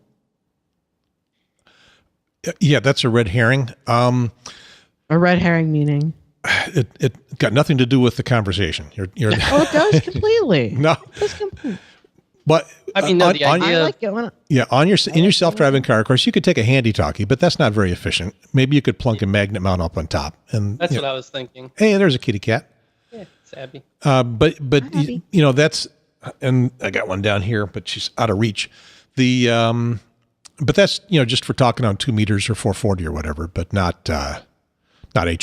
I won't be sticking my Tar Heel 213-foot tall motorized whip on the back of the self-driving car. So maybe at the specialty car, I push the ham radio button, and maybe there's 3 or 4 of them driving around the triangle area here. I mean, if I get one, I'm lucky. One of the things you have to deal with when you're doing a lot of high power contesting is you typically have a lot of antennas that need to be controlled some way smart. So you typically have some sort of electronic control system for rotators and triplexers and switching, and they all typically have little microprocessors in them. And then you're also transmitting kilowatts of power, which is always an interesting battle. And I can tell you, RF likes to get into these things, and these things like to get in RF. Oh, sure. In the ham but the car would be more noisy than the ham radio. And I can tell you, we spend a lot of time.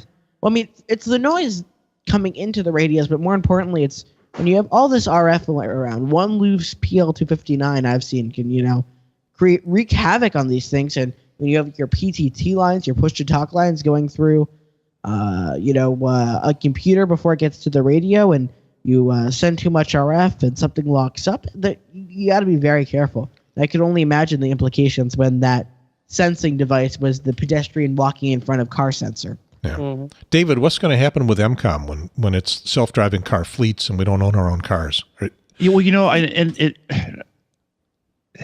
I'm not sure we're going to get there. I mean, if you think about, look, I live in Los Angeles, right? And I could see that as an area where we're probably closer to having, less personal ownership, right? Manhattan, less personal ownership. But, if you live out in the country somewhere, or if you live in a smaller, Fresno, California, or some other place, how long until it's ubiquitous and I can't own my own car? That's I don't see that in my lifetime. Maybe in Marty's lifetime. And I'm not giving up the keys. And so I still drive manual transmission because I can't stand an automatic because I want to have the control, right? So I definitely won't be an early adopter here. But I don't see it. I think it's a long, long way to go. And, we're going to be in ham radio 9.0, 10.0 before we get there anyways. And who knows how much it will change and what it will look like by then. Yeah. I mean, can I change the subject here completely? Oh, I was gonna say, I agree with Dave. Like, I don't even think it's gonna be a huge impact in our lifetime, even. I think personal, driving, cars that you can drive are gonna be here for a very long time, and there's not gonna be any legislation that says, okay, now we're not gonna let anybody drive cars. But when that happens, maybe that'll be Marty's lifetime. I don't know. When that happens, Ham Radio Mobile is definitely gonna have some kind of battle to face there, and we'll come with it. We'll go with it when it comes. But yeah. I can imagine plopping a mag mount on the roof, but I don't know about 1500 watt on HF mobile anymore. So maybe that devolves to remote operating because we'll have plenty of bandwidth. True. But to me, Gary, you just said last week fiber was coming into your area. Fiber went past me. Fiber went past you. Flew right by you. Technical for this whole part. Did not stop. Did not collect $200 from me. Yeah, go straight to jail. The whole idea of Emcomm. So maybe in 20 years, if they do really legislate it, right? And I could see places. Look at London. You can't really drive downtown London unless you have some special permit, right? So if they do legislate it and they do force it, from an Emcomm perspective, most of the time when I'm communicating Emcomm, I'm at a fixed location, right? Serving some served agency, some location that needs me, some place that's in need. Now, sure, we might put somebody in a fire truck or somebody in a police car to drive around to provide the access to communications because they've lost it, because they think their awesome systems will stand up to anything, and they don't really. But I'm not. Can I just? What I'm about to do will be deeply controversial. I'd like to change. Coming from talking about you bring the bridge over to Emcomm, and I'm kind of interested. Besides what's going to happen to Emcomm, how is Emcomm going to have to evolve? And you just said, I listened to a very interesting presentation this week from Mike Corey, KI1U, who's the head of Aries at the ARRL. And he made a very interesting point that I'd be interested to hear David's perspective on, because in today's emergency communications world, it's all about partnerships and working together. And I think in social skills, I'm not saying this is you, I'm saying ham radio in general, ham radio attracts a lot of people who don't always have the highest level of social communication skills, etc. Hams, that is. And why are we calling the organizations we work with these days served agencies? And why aren't we calling them communications partners? Because isn't that what to me, that's what they are. We seem really antiquated with these big, serious terms.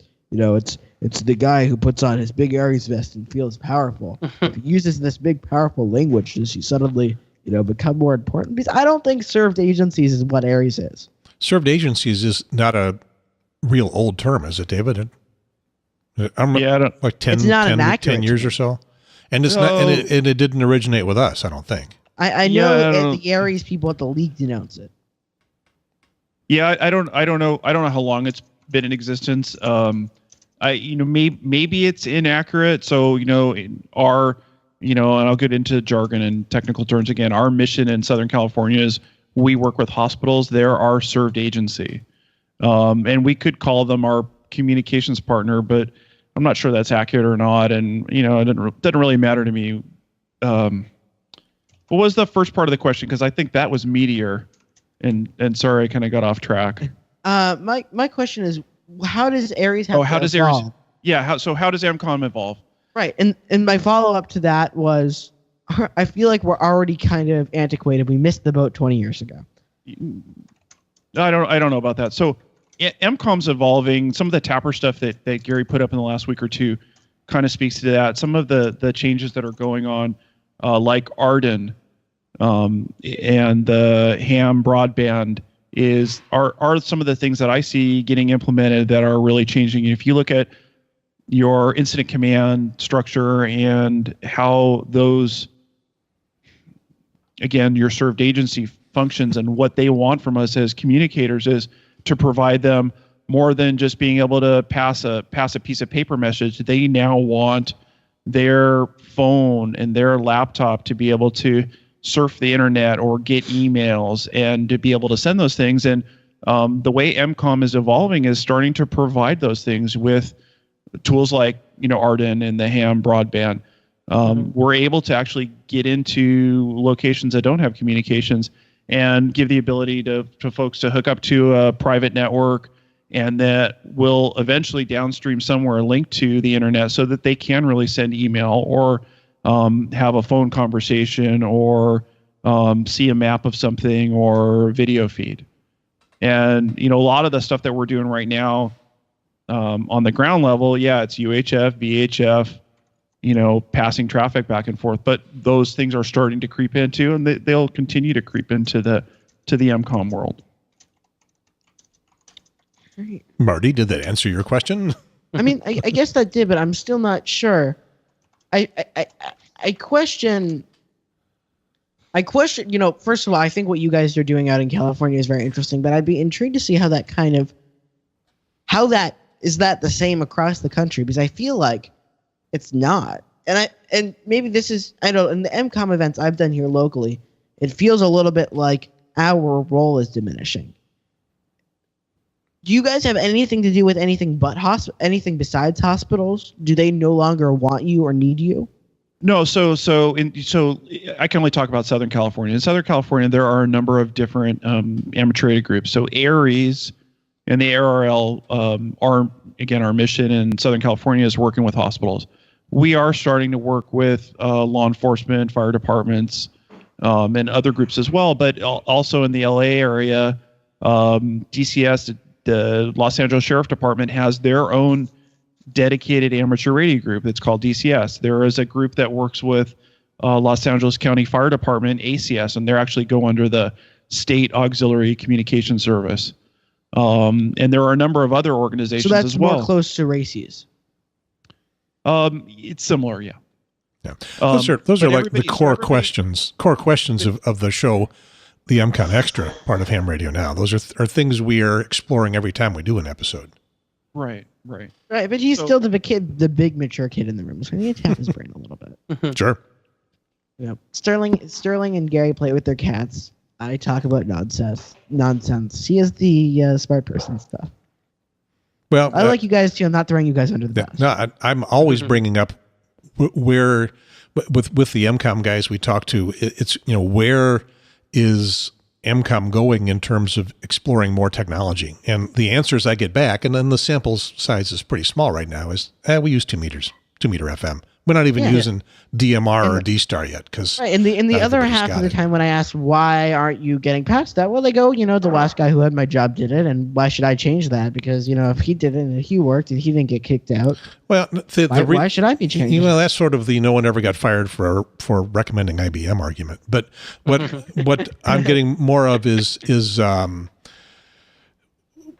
we can barely get enough people to do our Emcomm as it is, and if we start putting stipulations on them that you must have X technology beyond everybody has 2 meters. Everybody's got 2 meter FM, and that is like the lowest common denominator, and it's really difficult to say, hey, you have to buy into this digital technology, so everybody has to go DMR, or everybody has to go D-Star or System Fusion, or everybody has to go out and buy a $100 ubiquity antenna so they can do Arden or this thing or that thing. And it is difficult to do, but you tell everybody you got to show up with an HT that'll do EHF, VHF, and a half-dead battery. Program them. Hopefully they'll be able to program it, and they'll have more than that one half-dead battery. Most of them will be able to get onto the net and pass the information back and forth that's needed in an emergency. Mm-hmm. Hopefully, maybe. So we will keep asking those questions. Yeah. And a lot of times, I feel like we've beat this horse dead. This head. So I got one more topic I would like to toss out. Yeah.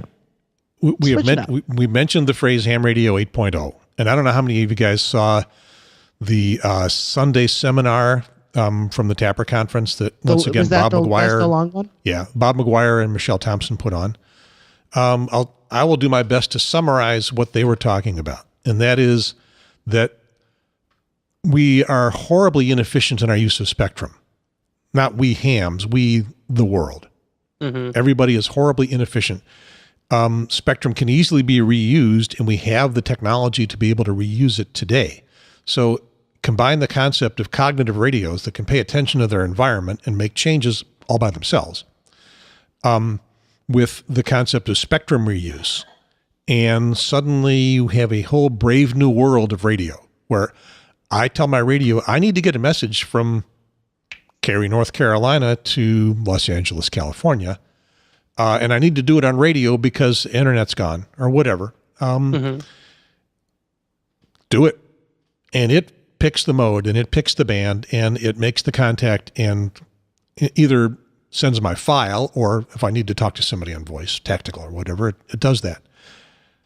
It's the end of licensing. It's the end of rules. The rules are within the radio. The radio's following its own rules. Where's Ham Radio in that? Is that a horrible brave new world, or is that because Bob McGuire thought this is kind of a fascinating brave new world?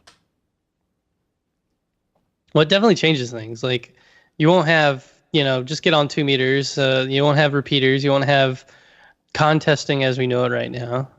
It changes basically every single aspect of radio. Yeah. Like But it could be fascinating. Like you could get on. I mean, I imagine way in the future when your ICOM 94 billion like has this cognitive radio feature where you can plug in and say, "I want to contest." That'll make sense instead of Yezu confusion and whatnot. Yeah, it's like Gary yells I don't at me know. every time I say that. I don't know if it's going to be like it's just going to have you're going to have all of HF spectrum and you're going to have like different modes of propagation. Like it might even be smart enough to know like how is it propagating from point A to point B. So you could definitely be tuning up the band and working like it'll go regionally. Like I want to work stations in the East Coast or in Europe, and so you're tuning through like Europe, Italy, Russia, China, and it's like.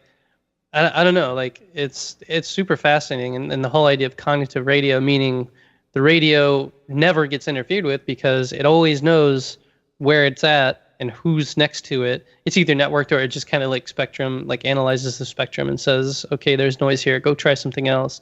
And there's already this, like it's called automatic link establishment, and it's not quite ALE. And the military uses it and some hams use it, where it sends, you have like a list of channels and it sends a sound on every single channel until it finds one where it can hear both of the stations. Yeah. So that's basically cognitive radio in a very simple way. Yeah. Then imagine networking the radios, imagine like understanding exactly what signals are adjacent and understanding like the propagation of the band. Like what could happen? I don't know. It'll be cool. Like I would love that to be a thing, because then people would have no worry about the challenge of communication, but then you lose out. Like we're hams because it's not easy to communicate. It's a challenge. We contest because we know that is competitive. Like some stations, sometimes it's not even station to station. It could be, it's all down to operator skill, which is why WRTC exists. And that just throws a big wrench in it. So I don't know if you'll have like, we want to do legacy mode or whatever. But, well, yeah, I'm thinking that ham radio, for current hams, this is something that the hams are going to go, I don't want to do that. Yeah.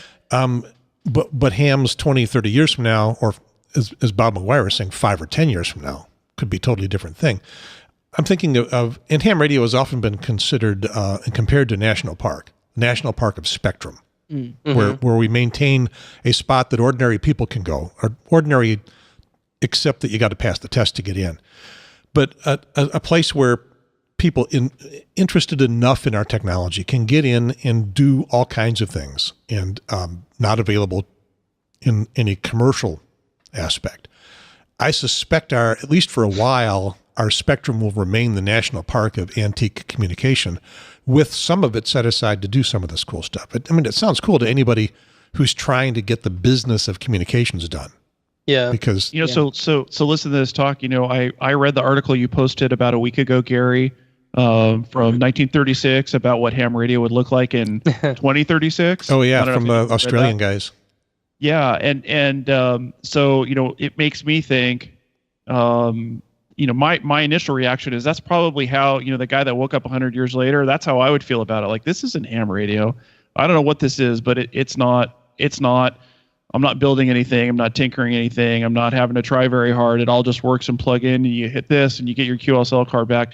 It's not ham radio anymore. And is it right or wrong? I don't know. And maybe, as you said, in 30 or 40 or 50 years, that's what people will expect to see. But someone, I may not be around, but maybe Marty will look at it and will think to himself, wow, it was ham radio in 2017, but now in 2037, this is just a whole, different animal. Mm-hmm. Well, I hope to be alive in 2100.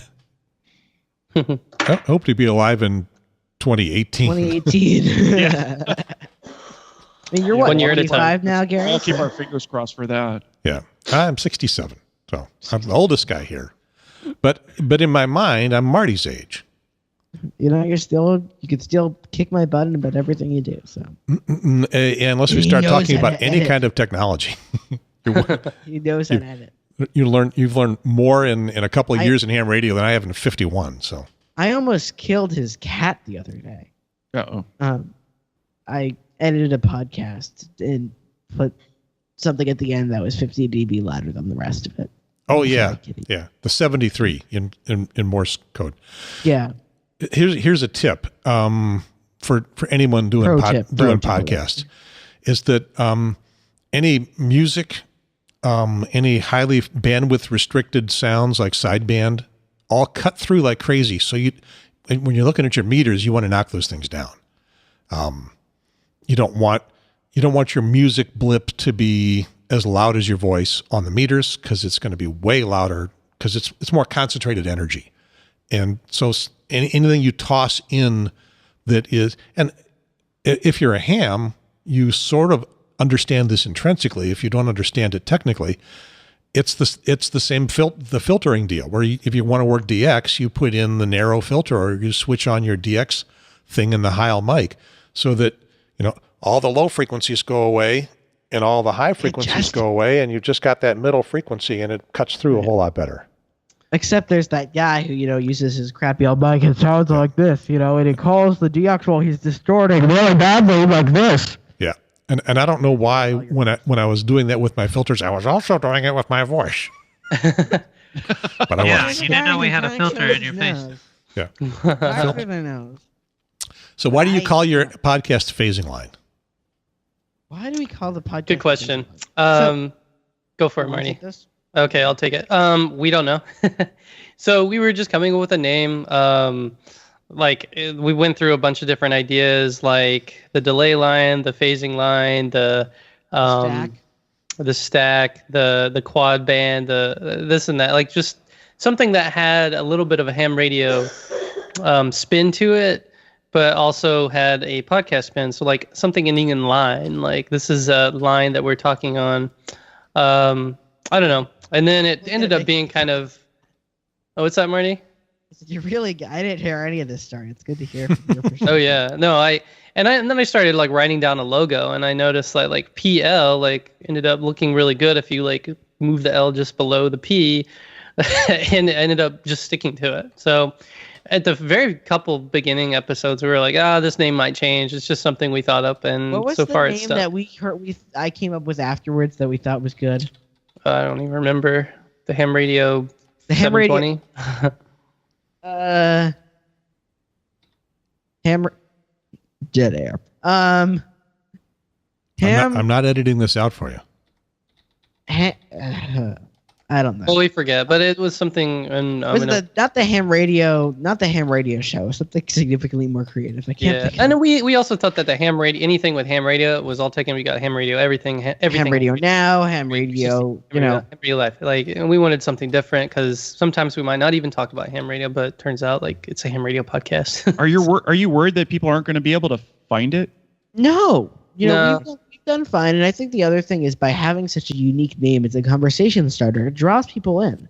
Yeah, and people don't know what it is. They want to take a listen to figure it out. And I plop ham radio everywhere, like our banner says ham radio podcast. Every show, every tagline, every tag in the thing has ham radio.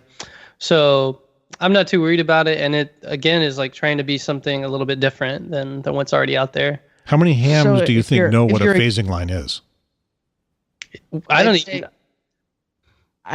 don't think many do, and I think that's great because it gives them something to listen to, and they can learn what a phasing line is. If they know what it is, they're not going to listen about it. And the name kind of shows its technical side. Like for a while, I started thinking, is a phasing line even a thing? Isn't it a delay line? Because I Googled what's a phasing line, and it wasn't really clear as to exactly what it is. But basically, what you put in to phase a phased array is what we're calling a phasing line, which is technically a delay line, but whatever. Yeah, did you know that you've got the term delay line? You do not have a corresponding term advanced line, because you can't do that. You can't advance future line. Yeah, not until we start mastering time. Mm-hmm. Convolution only works back. So I didn't know what it was. I'll admit it. Yeah. So if you listen to our show, you could probably figure it out. Yeah, well, I'd probably have to go Google it again because I couldn't. I just looked right now. I couldn't even figure it out. I mean, I could, but I didn't try that hard. I'm familiar with it in terms of, say, you've got stacked, say, 2-meter beams. One 8-element beam. We do it on 40 meters. Yeah, over another. Yes, some of you do it on 40 meters. But more likely to do it on 2 meters. And you have to have those two antennas, the RF that's going to the two gets split from your transmitter, and it's got to be in phase. Well, if it's out of phase, if it's 180 degrees out of phase, you're talking to nothing because they cancel each other. Sometimes you do shift the phase a little bit, or 120 degrees, or other various amounts to change the angle of radiation. Yeah, you wouldn't do that with stacked antennas, but you can do that with verticals. That's what a foursquare No, system you can do that with does. stack. If you have enough stacks, you can change the elevation angle. Yeah, we do that. I do that with 2 stacks. Where sometimes you want to work a really high angle person, you can flip in 120 degrees of phase shift to generate a higher angle pattern. Yeah. So you add a little coax, Or change the lengths of the coax from one antenna to the other, and adjust that precisely to put the phase either in phase or out of phase if that's what you want it to be. Or somewhere between the two. Yeah. Is there any other? I mean, within solid state transmitter circuits and stuff, there are phasing lines within. I mean, there's different phases that have to be matched, and just any sort of AC application in audio. We always talk about, when you have audio out of phase, you can run into a lot of issues, and when you have or you 2 can do the Bob microphones Heil that classic cancel. where he puts 2 microphones to his mouth, and they cancel out because they're 180 degrees out. Flips a switch, and they double. So. And there's, in recording, we run into a lot of issues with phasing and tippering sleeves not wired properly and things like that. Yeah, but bottom line, I try not to bring too much attention to the idea of what is the name, and I actually I'm kind of curious. It's actually really helpful to know some people what is phasing line, or is this a podcast that might actually interest me? So that's why I try to throw in ham radio everywhere. And all the topics we have is ham radio related, so it'll hopefully organically devolve or just evolve into people knowing that it's a ham radio podcast that young people are on. Now I wanted to do there's some other podcasts in the mix, and I used to run the Youth and Amateur Radio podcast, or YARP. And that was some other terms we were thinking of as the Youth Ham Radio podcast. You can excuse yourself every time you say that. YARP. YARP. Excuse me. Yeah, and that eventually felt, because it was really scripted, like a feather on me. Needless to say, if you haven't figured out yet, I'm a very unscripted person. Yeah, and we went away from that, and it's way better for it. But we also wanted to get away from. You're not reading a script now, because I sent you one. You can see the teleprompter, right here. If you're looking at. He's typing out the message. We have the teleprompter here, and we turn this, and we have I have my little iPhone reading me all the cues, and Gary says talk, and I talk, and my producer. You see that door back there in the shot. If you open that door, my little producer sits in the closet, and she takes live feedback from everybody. And I have the green screen right here. The chroma key actually looks quite nice today. My producer's right there. Yeah. You can see Justin on the couch over there. And you can see Gary's mixer down below. And it's keyed in very nicely in that green booth. There's the blue screen. I've lost my microcam. Yeah. There's the blue screen that's not keying properly. Yeah. Yeah. I just discovered something I could do with Skype here. I can I promote one person to a full screen. I thought the only thing I could do is take you back to 3 screens, but you can do a 2-screen too. Yeah. Cool. Neat. TL. Yeah. But yeah, I don't know, we're also I'm also working with some people, and Marty, and it's kind of already out there. There's another podcast called The Noisy Key, which is I think even a cooler name, but it's going to be like a youth roundtable, and we're still trying to get everybody together at once to do shows on that. Noisy Key makes no sense. Well, think of it this way: think of it in terms of a silent key is a ham who is no longer alive, and we are noisy keys. We are very lively hams because we're young. So that's, I think, their.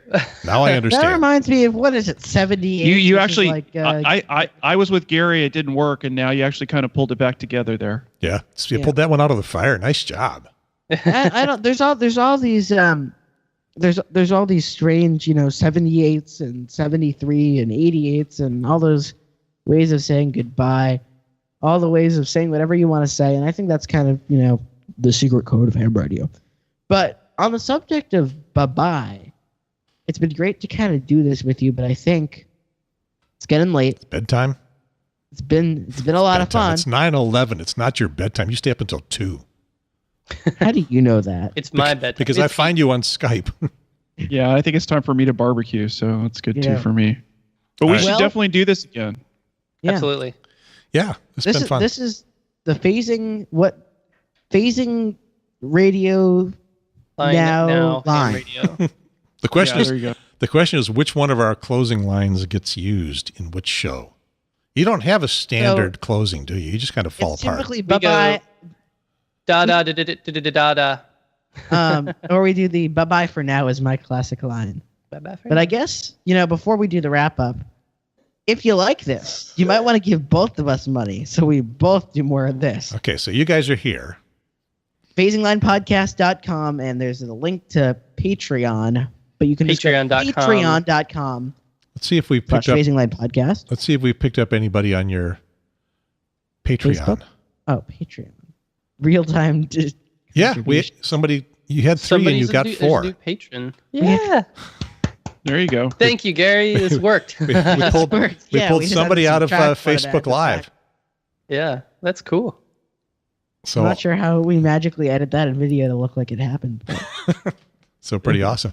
Or HamRadioNow.tv and feed Arvin. Arvin will be your conductor to the contribution page. But look how full Arvin is compared to how empty Marvin is. What are we going to call him? I don't know. He could use some food, I think. So give Marvin some food. He doesn't exist. He's not an animal. You need a mascot. A mascot. Yep. We are gonna. I think I have a phasing line here. A piece of coax. We'll just put a piece of coax. Feed Yeah. the coax or something. Feed the coax. Get it? Feed I the have the, coax. Feed the coax on the phasing line. You can feed Why do I my, not? I'll Yeah, I feed don't my think I coax into my saltwater dummy load. Yeah. I don't know what it'll do, but So your efforts will go into heating up the water. Yeah. In my saltwater dummy load. Patreon.com/phasinglinepodcast. Patreon.com/HamRadioNow. Give us some love. Keep watching both of us. Ham Radio Now on YouTube. Just listen to our RSS feed, and I guess I am over And out. and out. They used it all up, David. There's nothing left for you and me. Yeah. I was do. waiting. You I thought know, we you were going to guys- say over, and you guys were going to say out. No, Let's but try I this think again. everybody's got to reintroduce themselves one more time too. Okay, yeah. Yeah. I'm Marty, KC1CWF. And I'm Sterling in 0SSC. And I'm David W0DHG. And I am Gary KN4AQ. Let's all do it together. Everything. 3, Together. 2, 1. Over. Over. And out. And out. Out. Yeah. That was terrible. That was yeah. Bye-bye. All We'll be right. back soon. See you guys. Thanks, guys. This was a lot of fun. Goodbye, Thanks, Facebook. guys. Bye, Facebook. Bye-bye.